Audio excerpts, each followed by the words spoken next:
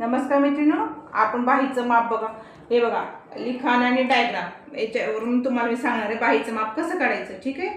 आपण baby फ्रॉकचं cutting वगैरे बघितलं. आता पहिलं बाहीचं बघूया, मग बाकी पुढचं स्टिचिंग वगैरे मी तुम्हाला शिकवते. ठीक आहे. आता बघा, हे बाहीचं माप आहे आणि इथं डायग्राम आहे. याच्यावरून मी तुम्हाला काढून दाखवते की बाही कशी काढायची. ओके. हे बघा, डबलचं पेपर घेतले मी आणि आपल्याला इथं 5.5 घ्यायचे. ठीक आहे. आपल्या बाळाचं जेवढं हे असेल, लहान लेकराचं एवढं नसतं म्हणून मी 5.5 घेतले. ठीक आहे. हे बघा, इथं जसं मी अंक दिलेत ना आमच्या इथं, मी तसं तुम्हाला देऊन सांगते म्हणजे तुमच्या लक्षात येईल की कसं काढायचं काय नाही बाहीचं माप. हे बघा, इथं 0 ते 1 आणि त्याच्या इथं 2 घेतले. ठीक आहे. इथं मी तुम्हाला 0 दिले, याच्यामधून अजून 1 इंच. ठीक आहे. म्हणून तर मी 5 घेतले, 4 होतं. ठीक आहे. 1 आणि ते 2. ठीक आहे. आता याच्यामध्ये आपल्याला लेकरांचं छातीचा चौथा भाग, छातीचं काही 20 आहे, त्याच्यात भागिले 4 बरोबर 5. ठीक आहे. हे बघा, इथं मी 5 घेतले.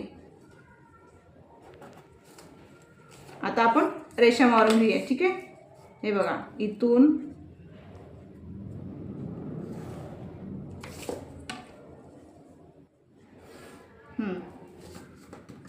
आता इथून आपल्याला 1.5 इंच घ्यायचं आहे. हे बघा, इथून 1.5 इंच आणि इथून 3 इंच, इकडून 3 इंच. हे बघा, आता याचं आपण मध्य काढूया. ठीक आहे.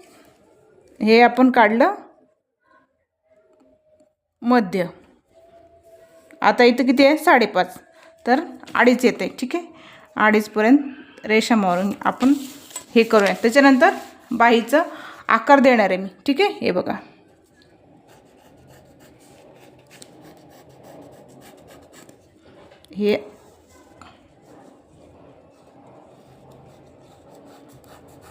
हे बघू शकतात. त्याच्यानंतर आपण कटिंग करणार दंडघेर.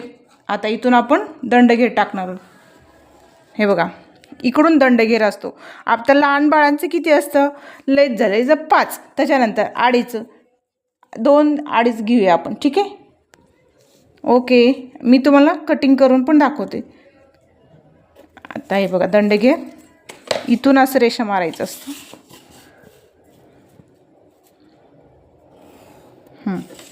आता याची आपण कटिंग करू. पुढच्या व्हिडिओमध्ये तुम्हाला दाखवते कटिंग करायची. Okay, thank you.